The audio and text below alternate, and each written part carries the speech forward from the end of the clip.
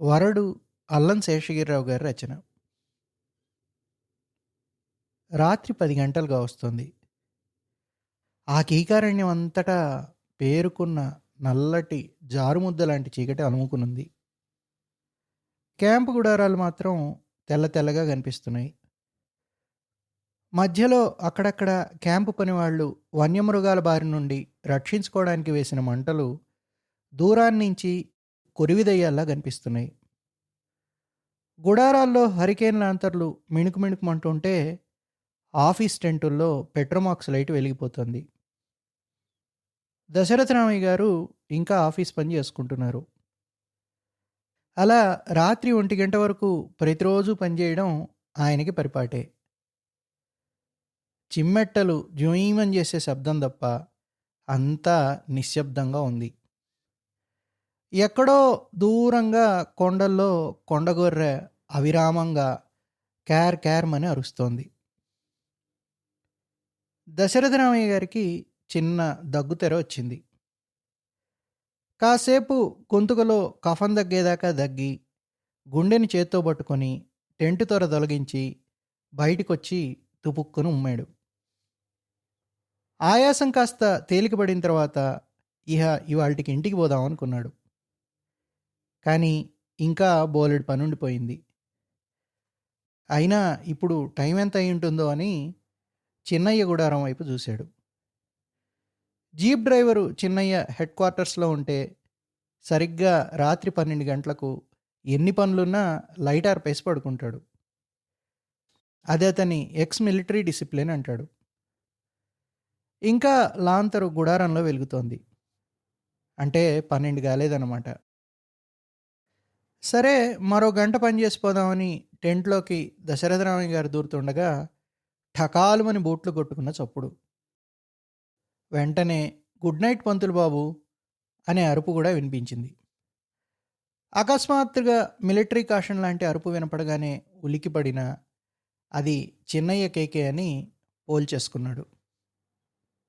ఆ, రావయ్యా, నిద్రపోలే అని పలకరించాడు. తన గుడారం ముందు అటెన్షన్ పోజ్లో సెల్యూట్ చేస్తూ నిలబడ్డాడు చిన్నయ్య.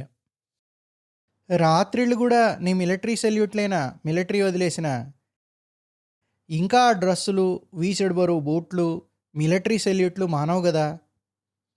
రావయ్యా, భోంచేసావా అని అడిగాడు దశరథరామయ్య. ఇప్పుడే అయింది బాబు, చుట్టగాల్చుకుందామని బయటికి వచ్చాను. మీరు ఇంకా పనిచేస్తున్నారా?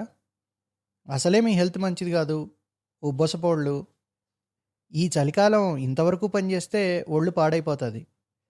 ఇంటికెళ్ళి పడుకోండి బాబు, అమ్మగారు ఒక్కరూ బితుకు బితుకుమంటుంటారు. అప్పుడే ఎక్కడయ్యా, ఇంకా నన్ను తగలబెట్టినంత పనుంది. ఒంట్లో బాగాలేదని పనిచేయడం మానేస్తే ఊరుకుంటారా? అందులోనూ రిటైర్ అయిన వాడిని కనికరించి తిరిగి వేసుకున్నారు. సరిగా పని చేయకపోతే పీకి పారేయరు.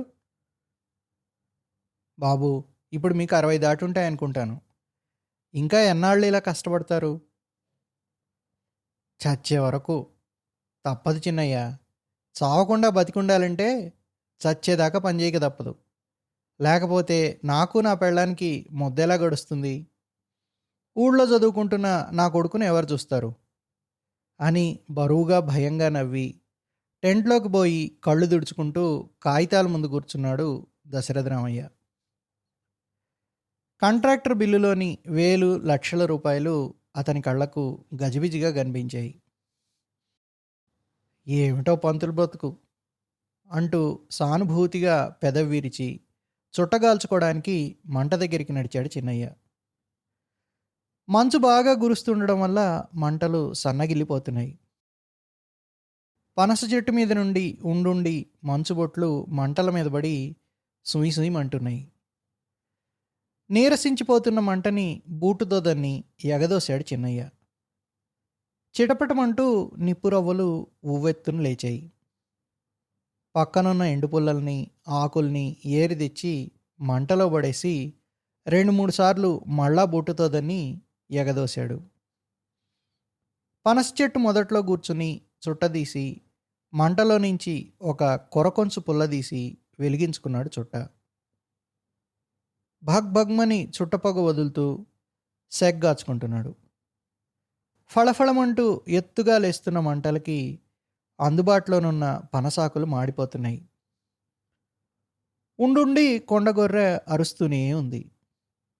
కొండల్లో నుండి పొగవాసనతో నిండిపోయింది ఆ ప్రాంతమంతా.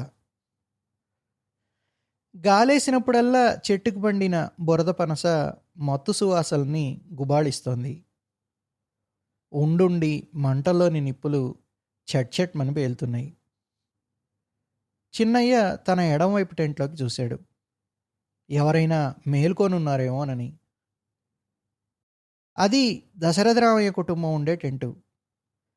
లైట్ బాగా దించేసుంది. పంతులమ్మ గారు పడుకొనుంటారు, పర్వాలేదు అని చుట్టబారేసి మెల్లగా జేబులోంచి సీసా తీశాడు. గ్రైప్ వాటర్ సీసాలో పోసి తెచ్చుకున్న నాటుసారాని డగ్డగ్మని 2 గుటకలు మింగాడు. అసహ్యంగా బ్రేవుమని తేన్చుకుంటూ సీసా వైపు చూశాడు. మీసాలకు అంటుకున్న సారా బొట్టుని కాసేపు అనుమానంగా నాలికతో చప్పరించాడు. పరీక్షగా 2-3 సార్లు బుడ్డీలో సరుకుని వాసన చూసి మిగతా సీసాని మరి 2 గుక్కల్లో గబగబా ఖాళీ చేసి కాండ్రించి ఎదురుగా ఉన్న మంటల్లోకి తుపుక్కుని ఉమ్మాడు. ఛ, చప్పగా ఉంది అని విసుక్కుంటూ సీసా అడుగుని మిగిలిన 5-6 చుక్కల్ని నిప్పుల మీదికి జాడించాడు. అవి సుయ్ నీరసంగా వెలిగి ఆరిపోయాయి. దొంగ నాయాలుగాడు నీరు కలిపేశాడు. ఈ సివిల్ నా కొడుకులు ఇంతే, కల్తీ లేకుండా ఏ సరుకు అమ్మరు కదా.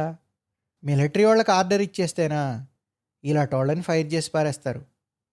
అబ్బే, కొంచెమైనా ఫోర్స్ ఎక్కలేదు దొంగ నాయాలుగాడు అంటూ ఖాళీ సీసాని వెనకాల తుప్పల్లోకి విసిరేసి కాళ్ళు 2 మంటల వైపు చాచి డిసప్పాయింటెడ్గా పనస్ చెట్టు మొదలకి జారగిలిపడిపోయి మరో చుట్ట వెలిగించాడు చిన్నయ్య. చెమట పట్టిన మొహం మంట వెలుగులో ఎర్రగా కందగడ్డలా కనిపిస్తోంది. చిన్నయ్య అసలు పేరు ఆ క్యాంప్లో చాలా తక్కువ మందికి తెలుసును. అంతా మిలిటరీ మ్యాన్ అని పిలుస్తారు. అది విని మురిసిపోతాడు చిన్నయ్య. 2వ ప్రపంచ యుద్ధంలో పనిచేసి పింఛను పుచ్చుకున్నాడు. తర్వాత అస్సాం నూనె గనుల్లో కొన్నాళ్ళు పనిచేశాడు. ప్రస్తుతం టెంపరరీ జీప్ డ్రైవర్గా క్యాంప్ నెంబర్ 4 అసిస్టెంట్ ఇంజనీర్ దగ్గర పనిచేస్తున్నాడు. అతనికి మిలిటరీ అంటే ఎనలేని భక్తి శ్రద్ధలు. మనిషి అంటే మిలిటరీ వాడే మనిషి అంటాడు. మిగతా వాళ్ళు సివిలోళ్ళు అని చులకనగా చూస్తాడు. మిలిటరీ వాళ్ళు తమ దేశం కోసం ఫైట్ చేస్తే సివిలోళ్ళు పొట్ట కోసం దేవిరిస్తున్నారంటాడు. మిలిటరీ వాళ్ళు నిస్వార్థంగా పనిచేసే నీతి నిజాయితీ గల సీదా ఆద్మీ అని, సివిలోళ్ళు బద్మాష్ ఆద్మీ అని ఏదో థీసిస్ చెప్తాడు. తుఫాను పట్టినా సరే ఆ వయసులో తెల్లవారుజామున 4 గంటలకే లేచిపోయి కసరత్తు చేస్తాడు. 6వ గంటకల్లా స్నానం చేయడం, బూట్లు పాలిష్ చేసుకోవడం, మీసాలకు రంగెక్కించుకోవడం పూర్తి చేసుకుని నాస్తా చేసి మగ్గు టీ తాగి 6:30కి టంచనగా ఇంజనీర్ గారి దగ్గరికి హాజరవుతాడు. వెళ్లే ముందు జార్జ్ చక్రవర్తి, సుభాష్ బోస్ పటాలకి ఠకాలుమని బూట్లు కొట్టి అటెన్షన్ పోజులో సెల్యూట్ చేయందే బయలుదేరడు. మంటకాంతిలో దగ్గరలో ఉన్న తుప్పలు, పనస చెట్టు సగం భాగం, 10-12 గజాల లోపుగానున్న చెట్ల మొదళ్ళు మాత్రమే కనిపిస్తున్నాయి. పనస చెట్టు నీడబడుతుండడం వల్ల దానికి కాస్త వెనకాలగా ఎడంవైపుగానున్న పంతులు గారి టెంటు మసగ్గా కనిపిస్తోంది.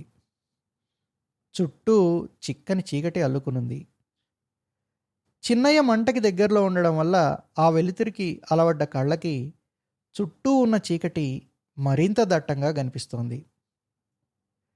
చిన్నయ్య ఏమీ తోచక మంటల్లోకి, చుట్టూ ఆవరించుకున్న కటిక చీకట్లోకి, దూరంగా కొండల మీద గాలుతున్న అడవుల్లోకి చూస్తూ చుట్ట మీద చుట్ట లాగించేస్తున్నాడు. ఉండుండి ఆఫీస్ టెంట్లోంచి దశరథరామయ్య గారి దగ్గులు వినిపిస్తున్నాయి. ఏం చిన్నయ్య, భోజనం అయిపోయింది ఏమిటి? క్యాంపు నుండి ఎప్పుడొచ్చావు అని పంతులు గారి భార్య పక్క టెంట్ గుమ్మంలో నుండి పలకరించింది. దండాలమ్మా, అరగంట అయిందండి వచ్చి. జీప్ షెడ్‌లో పెట్టి భోంచేసి ఇప్పుడిప్పుడే చుట్టగాల్చుకుందామని ఇక్కడికొచ్చాను. పొద్దుట్నుండి తిరిగి తిరిగి నడుం లాగేస్తుంటే ఈ చెట్టుకి కొంచెం చేరబడ్డాను. ఏం నంచుకున్నావయ్యా?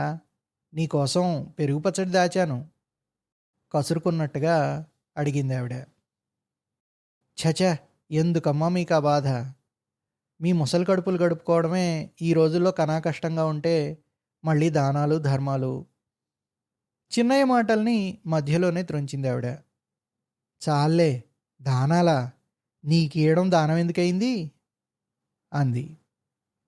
అంతకంటే ఎక్కువగా మాటల్లో తన కృతజ్ఞతను చెప్పుకోవటం ఆవిడికి చేతనైంది కాదు గానీ, మనసు నిండా చిన్నయ్య అంటే ఆమెకి గొప్ప గౌరవం, అభిమానం. ఆమెకన్న మాటే గాదు, ఆ క్యాంపులో అన్ని సంసారాలకు పెద్ద దిక్కు చిన్నయ్య. అందరి కుటుంబాలు వారి వారి టెంట్ల వరకే పరిమితమైతే ఆ క్యాంపంతా చిన్నయ్య కుటుంబమే. అది మిలిటరీ స్పిరిట్ అంటాడు. క్యాంపులున్నప్పుడు పొద్దుటనగా బండి తీసినవాడు ఏ అపరాత్రికో ఇల్లు చేరుకుంటాడు. ఎటూ వెళ్ళనక్కర్లేకపోయిన రోజులోనైనా ఊరుకోడు. ఆ టెంట్లన్నీ దుడిపించడం, మలేరియా మందు జల్లించడం, చిన్నపిల్లలందరినీ చెరువుకి తీసుకెళ్ళి స్విమ్మింగు, డైవింగు చేయించి తీసుకురావడం వగైరా పనులన్నీ నెత్తిన వేసుకుంటాడు. పట్నం ప్రయాణం పడినప్పుడు ప్రతి టెంట్ దగ్గరికి పనిగట్టుకు వెళ్ళి ఆ ఇళ్లల్లో అవసరమైన సామాన్లు కనుక్కొని పెద్ద లిస్టు రాసుకుని పట్నం నుండి పట్టుకొస్తాడు. అందుకే పిల్లల దగ్గర నుండి పెద్దవాళ్ళ వరకు అతనంటే అమితమైన గౌరవం. అందుకే అతను జీప్ డ్రైవర్ చిన్నయ్య కాదు, మిలిటరీ చిన్నయ్య. అన్నట్టు చిన్నయ్య, మీ పంతులు గారు చెప్తుంటారు, మన దొరగారికి నువ్వంటే ఎంతో ఇదట. అసలు నువ్వు లేందే క్యాంప్ క్యాన్సిల్ చేసుకుంటాడు. ఆవిడేదో ఇంకా అడగబోతుంటే మధ్యలోనే చిన్నయ్య అందుకున్నాడు. అవునమ్మా, బ్రతికున్నన్నాళ్ళు మీ అందరితోనూ మంచి అనిపించుకుని చచ్చిన్నాడు గుండు దెబ్బలాగా ధన్మని పోవాలి. మిలిటరీ చావు చావాలి, సివిలోళ్లలాగా తీసుకులాక్కు చావకూడదు. అదమ్మా నా కోరిక. అవేం మాటలయ్యా? అది సరే గాని మీ దొరగారికి ఉత్తుత్తి అభిమానమేనా, లేకపోతే క్యాంపులో ఉన్నప్పుడు తిన్నావా ఉన్నావా అని? అమ్మమ్మ, దొరగారు కుర్రోడైనా గొప్ప మనిషమ్మ, దేవుళ్ళంటోడు. ఎప్పుడైనా కసుబుసుమంటాడు కానీ మనసు మహామెత్తంది. ఉత్తే ఎర్రోడు. సివిలోళ్లలో అటువంటి ఆఫీసర్ని నేను చూడలేదమ్మా. ఒక్క నాకే కాదు, అతనితో క్యాంపుకొచ్చిన వాళ్ళందరికీ ముందు పెడితేనే కానీ తాను తినడు అంటూ పంతులమ్మ పక్కనే ఎవరో కదులుతున్నట్టు గమనించాడు. ఎవరమ్మా మీ పక్కన? ఎవరి బుల్లెమ్మ? అంటూ పంతులమ్మ పక్కన చీకట్లో మసగ్గా కనిపిస్తున్న అమ్మాయిని చూశాడు. మా అమ్మాయి చిన్నయ్య. పొద్దునే అల్లుడొచ్చి దిగబెట్టి సెలవు లేక వెంటనే వెళ్ళిపోయాడు. పిల్లదానికి ఇప్పుడు 7వ నెల. 8వ నెల ప్రవేశంలో మా బావగారింటికి పురిటికి దిగబెట్టాలనుకుంటున్నాం. ఈ లోపున ఒక నెలాళ్ళు మా దగ్గర ఉంచుకుందామని అల్లుడికి రాస్తే తీసుకొచ్చాడు. అయితే అదేటి బుల్లెమ్మ? కస్సుమన్నాడు డిసిప్లినేరియన్ చిన్నయ్య. అర్ధరాత్రి దాకా మేల్కొన్నావేంటి? ఉట్టి మనిషివి కావు. పెందరాళే పడుకోవడం, కావలసినంత రెస్ట్ తీసుకోవటం అలవాటు చేసుకోవాలమ్మా అని గదవాయించాడు. చూడు బుల్లెమ్మ, నీకేదైనా దినాలనుంటే నేనెప్పుడూ పట్నం వెళ్తూనే ఉంటాను. నాతో చెప్పు, మొహమాటం పడేవు. ఆఫీస్ టెంట్లో నుండి దశరథరామయ్య దగ్గుతున్నాడు. అన్నట్టు పంతులమ్మ గారు, అయ్యగారికి కాస్త చెప్పండమ్మా. రాత్రింబగళ్ళు ఒకటే పనే. అసలు బాబు ఎప్పుడు తింటాడో, ఎప్పుడు పడుకుంటాడో, ఎప్పుడు ఆఫీస్ లెక్కలు, కాగితాలు. వయసు మళ్ళిన వాళ్ళు అంతగా పని చేయకూడదమ్మా. పోనీ బలమైనోడా? బక్క చిక్కిన ప్రాణం. చెప్పి చెప్పి నోరు పడిపోయిందయ్యా బాబు. వింటేనా? ఏదైనా టానిక్ కొనుక్కొని తాగమన్నా వినరు. రాత్రి 1 గంట, 2 గంటల వరకు ఉండకండి. తొందరగా పడుకోండి. ఆరోగ్యం దెబ్బతింటుంది. అంటే, ఆఫీస్ పనెవరు నీ బాబు జేస్తాడా?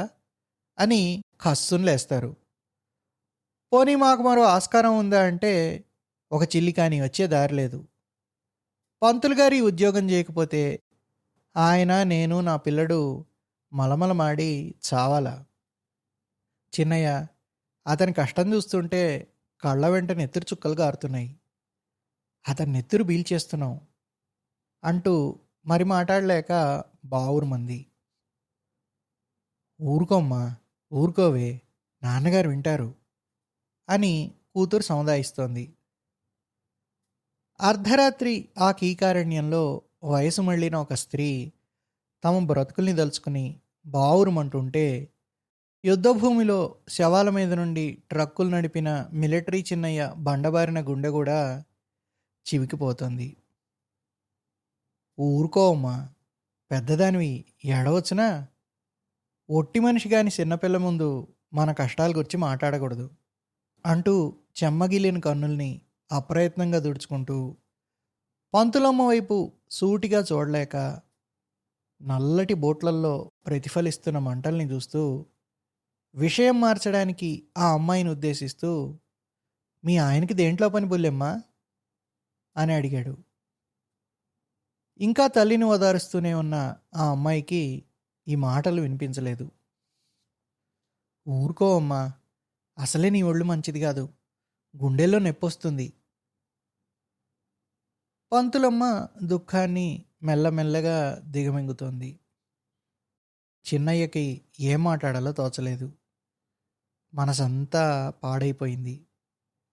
పడుకుందామని లేవబోయాడు. గాండ్రుమంటూ కొండల్లో పెద్ద పులి అరుపు ఒక్కమారు వినిపించింది. అడివంతా ఆ అరుపుతో దద్దరిల్లిపోయింది. అంతవరకు జుయీమని రొద చేస్తున్న కీచురాళ్ళు చప్పున ఆగిపోయాయి. అంతటా భరింపరాని నిశ్శబ్దం ఆవరించుకుంది. పంతులు గారి అమ్మాయి గట్టిగా తల్లిని పట్టేసుకుంది. అమ్మో, పెద్ద పులి అరుపులో ఉంది, ఇటు వస్తుందేమో, పద లోపలికి పోదాం అంటూ హడావుడిగా లేచింది పంతులమ్మ. బ్రతుకు భయంతో అంతవరకు కూలిపోతున్న ఆవిడికి ప్రాణభయం కూడా పట్టుకుంది ఇప్పుడు. అదేం చేస్తుందమ్మా, ఎక్కడో దూరంలో అరుస్తుంది, పాపం మేతకి బయలుదేరినట్టుంది, దాంతో అది పోద్ది. మనిషి మాంసం తినమరిగిన పులులు తప్పించి మరేవి అసలు మనిషి ఛాయలకే రావమ్మా. అలాంటి పులులు ఈ దగ్గరలో లేనే లేవు. అరే, ఎందుకమ్మా అంత గిజగిజలాడిపోతున్నారు? అసలు ఏం పుల్లవి? నేను మిలిటరీలో ఉన్నప్పుడు బర్మాలో చూశాను, అవి పుల్లంటే. ఓసారి బుల్లెమ్మా, ఇలాగే మంచి రాత్రి మీద ట్రక్కు తీసుకొస్తున్నాను. ఇంకేటుంది, రోడ్డు మీద అడ్డంగా పడుకునుంది. సీదాగా గాడిని దాని మీదకి ఎక్కించేశాను దెబ్బకి అని చెప్పబోతూ గతుక్కున ఆగాడు. లో లో లో ఆకలిగా ఉన్న దెయ్యం అరుస్తున్నట్టు మరో అరుపు. పెద్ద పులి అరుపులాగా గంభీరంగా లేదు, వికృతంగా ఉంది. అంతవరకు నిబ్బరంగా కబుర్లు చెప్తున్న చిన్నయ్య కూడా ఈ అరుపు వినగానే గతుక్కుమని లేచి నిలబడ్డాడు. ఇదేమిటి చిన్నయ్య, ఇదేదో కొత్త అరుపులా ఉంది, ఎప్పుడూ వినలేదే అంది పంతులమ్మ. పులెరుపుతోనే సగం హడిలిపోయిన అమ్మాయి ఈ కొత్త అరుపుతో బెంబేలెత్తిపోయి తల్లిని మరింత గట్టిగా పట్టేసుకుంది. వరడు, దీన్ని వరడంటారమ్మా. అంటే, బాగా ముదిరిపోయిన ముసలినక్క, డొక్కులా ఉంటుంది, గొప్ప మాయదారిది, లుచ్చా జంతువమ్మా. చూసారా ఆ అరుపు ఎంత భయంకరంగా ఉందో?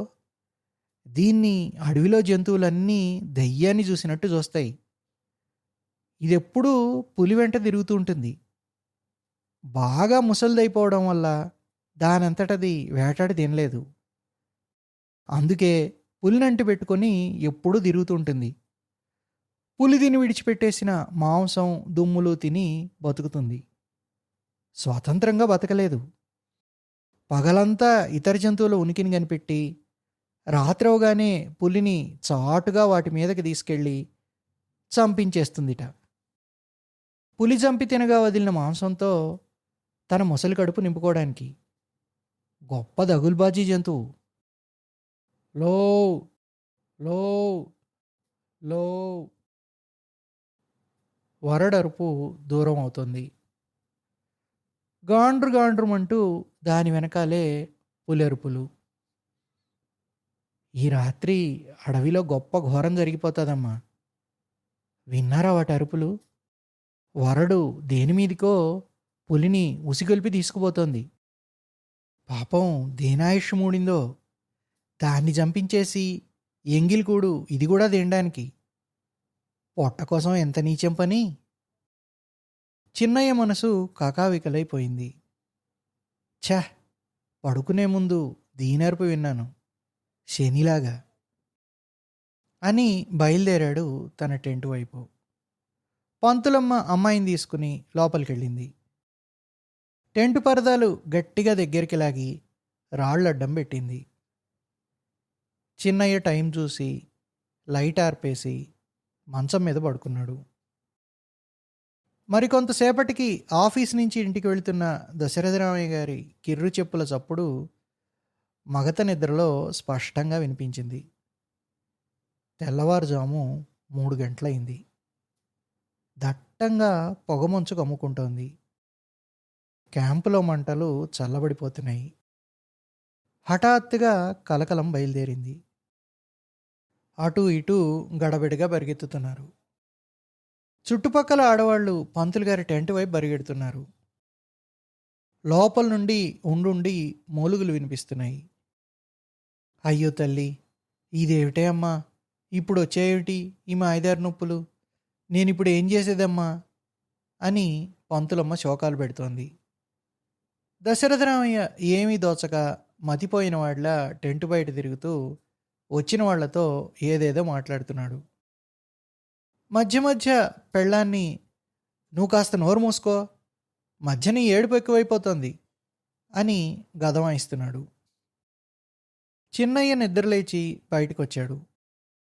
దశరథరామయ్య గారితో మాట్లాడుతున్న సింగుగారి భార్య చిన్నయ్యను చూడగానే, ఏ మిలిటరీ ఆద్మీ, ఇది రావోనా అని పిలిచింది. చిన్నయ్య రాగానే అంతా చుట్టుముట్టారు.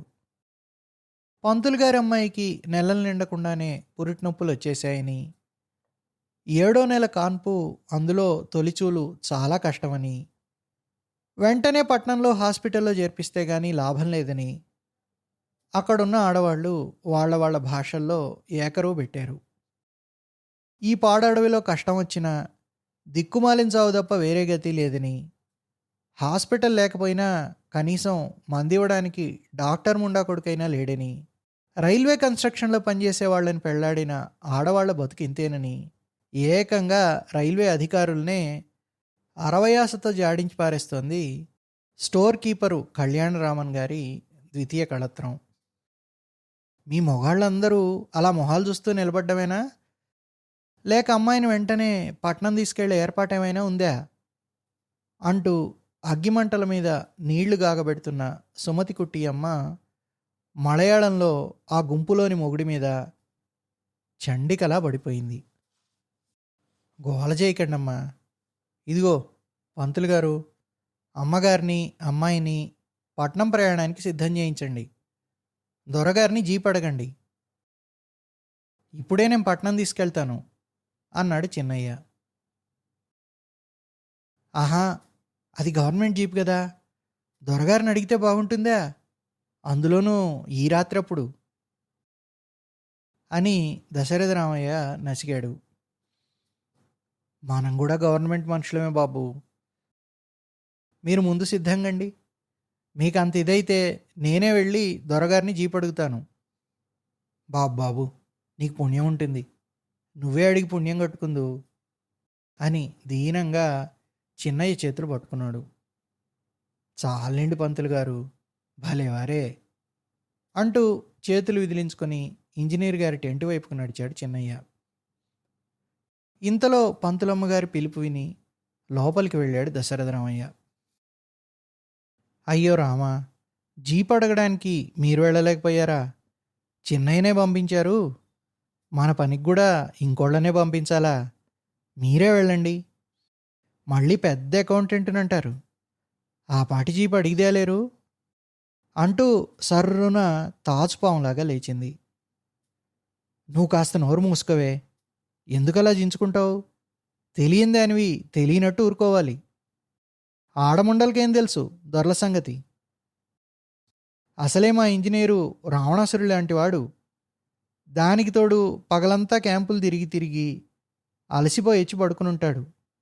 రాత్రప్పుడు లేపితే ఇంకేమన్నా ఉందా? పుల్లా పడిపోతాడు. అసలే కోపిష్టోడు. తిక్కరేగిందంటే వెనక ముందు ఆలోచించకుండా రేపొద్దున టపుక్కున ఉద్యోగం ఊడదీసేస్తాడు. అప్పుడు నువ్వు నేను రోడ్ల మీద చిప్పబట్టుకు తిరగాలి. ఇలాంటి బోడి సలహాలు మాని నోరు మూసుకు కూర్చో అంటూ గొణుక్కుంటూ బయటికొచ్చి టెంట్ ముందు చిరాగ్గా పచార్లు మొదలుపెట్టాడు. కాల్ బెల్ విని నిద్రలేచి మత్తుగా ఒళ్ళు విరుచుకుంటూ బయటికొచ్చి చిన్నయ్యని దశరథరామయ్య టెంట్ ముందు అలికిడిని చూసి, ఏమిటి చిన్నయ్య, ఏం జరిగింది? ఎవరికైనా బాగులేదా అని ప్రశ్నించాడు అసిస్టెంట్ ఇంజనీర్ రామారావు. పాపం పంతులు గారి అమ్మాయికి పురిటి నొప్పులు అకస్మాత్తుగా వచ్చేసాయట సార్. నెల రోజులు ఉండిపోదామని వచ్చిందట పొద్దున్నే. అనుకోకుండా పాపం 7వ నెలలోనే నొప్పులు వచ్చేసాయటండి. పట్నానికి తీసుకెళ్తే కానీ లాభం లేదంటున్నారు సార్ అన్నాడు చిన్నయ్య. అయ్యో పాపం, ఇప్పుడు ఎలాగా? జీపు కావాలి సార్. పట్నం తీసుకెళ్ళి ఆసుపత్రిలో జాయిన్ చేసి వస్తాను. జీపా? అది గవర్నమెంట్ వెహికలు. తీసుకెళ్తే అని ఏదో నానుస్తున్నాడు రామారావు. అదేమిటి సార్ అలా అంటారు? ప్రాణం మీదకి వస్తేను. అయినా గవర్నమెంట్ బళ్ళు ఎన్నిసార్లు పిక్నిక్లకి పార్టీలకి దొరల బుడ్డీలకి తిరగడం లేదు అంటూ ఇంకేదో చెప్పబోతున్నాడు హీట్ ఎక్కిపోతున్న మిలిటరీ చిన్నయ్య. "ఉమ్, ఉమ్, సర్లే, టేబుల్ మీద తాళాలున్నాయి, తీసుకెళ్ళు. పొద్దున్న 8వ గంటకంతా ఉండాలి సుమా. క్యాంప్ ఉంది, బ్రిడ్జ్ ఇన్స్పెక్షను. జాయిన్ చేసిన తర్వాత పంతులు గారిని కూడా నీతోనే తీసుకొచ్చేయి. బోలెడు పనుంది" అంటూ సిగరెట్ వెలిగించాడు. 7వ గంటకల్లా ఇక్కడ ఉంటాను సార్ అంటూ టెంట్ లోపలికెళ్ళి తాళాలు తీసుకుని బయటికెళ్ళాడు. చూడు చిన్నయ్య, పంతులకి ఏమైనా డబ్బు అవసరం ఉంటే అడగమను. మొహమాట పడొద్దని చెప్పు. అలాగే సార్ అంటూ వెళ్ళి షెడ్లోని జీపు తీసి దశరథరామయ్య టెంట్ ముందు ఆపాడు. "ఉమ్, ఉమ్, రెడీ రెడీ, ఎక్కండి" అంటూ సామాన్లన్నీ తనే జీపులో పెట్టాడు. అక్కడున్న ఆడవాళ్ళంతా అమ్మాయిని జాగ్రత్తగా వెనక సీట్లో కూర్చోబెట్టారు. కూతుర్ని పట్టుకుని పక్కనే కూర్చున్నారు పంతులమ్మగారు. దశరథరామయ్య ముందు సీట్లో చిన్నయ్య పక్కన కూర్చున్నాడు. ఆడవాళ్ళంతా అమ్మాయికి పర్వాలేదని ధైర్యం చెప్పారు. "ఏ మిలిటరీ మ్యాన్, దేఖో, ఇధర్ మిలిటరీ కా స్పీడ్ మత్ దిఖాओ, జోర్ సే మత్ జాओ, ధీరే సే గాడీ లేనా" అంటూ హెచ్చరించింది సింగు గారి భార్య. "ఠీక్ హై" అంటూ జీపు జుర్రుమని స్టార్ట్ చేశాడు. జీపు లైట్లు చీకట్లని బాణంలా చీల్చుకుంటూ రోడ్డు మీద ముందుగా పరిగెడుతున్నాయి. ఇంజనీర్ రామారావు గారు తన టెంట్ మీద సిగరెట్లు కాల్చుకుంటూ చిన్నయ్య సోషల్ వర్క్ని లోలోన అభినందించుకుంటున్నాడు. ఎవరికైనా కష్టం వస్తే చూడలేడు చిన్నయ్య. నడుం కట్టుకొని ముందుకొస్తాడు. 6 నెలల క్రితం కాలనీలో మసూచికం వస్తే అందరి టెంటుల్లోకి వెళ్ళి చిన్న పెద్ద అనే తేడా లేకుండా అందరికీ సేవ చేశాడు. రాత్రింబవళ్ళు జాగారం చేశాడు. ఒకసారి అతనికి మలేరియా జ్వరం వచ్చి 2 రోజులు ఒంటి మీద తెలివి లేకుండా పడుంటే అన్ని సేవలు చేశాడు.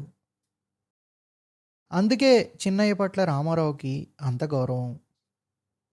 ఎటొచ్చి తిక్కముండా కొడుకు, నిజం చెప్పినా కర్ర విరగ్గొట్టినట్టు చెప్తాడు. సరిగా మాట్లాడడం తెలీదు. మిలిటరీ వాడు గదూ! అని మనసులో అనుకుంటూ, గట్టిగా దమ్ము లాగుతూ దూరమవుతున్న జీపుని చూస్తున్నాడు. జీప్ డౌన్‌లోకి దిగిపోయింది. మరి లైట్లు కనిపించడం లేదు. మెల్లమెల్లగా చలి ఎక్కువవుతోంది. రామారావు టెంట్‌లోకి వెళ్ళిపోయి తెరలు మూసేశాడు.